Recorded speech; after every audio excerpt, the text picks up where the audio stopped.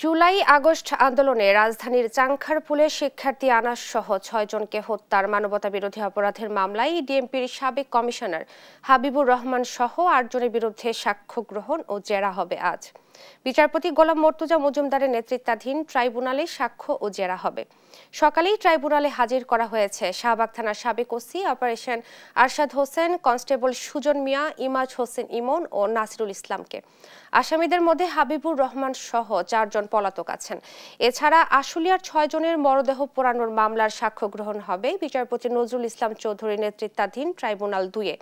বুধবার প্রত্যক্ষদর্শী হিসেবে সাক্ষ্য দেয়া শফিকুল ইসলামকে জেরা করেন পলাতক ৮ আসামির পক্ষে ২ স্টেট ডিফেন্স সহ আসামি পক্ষের আইনজীবীরা।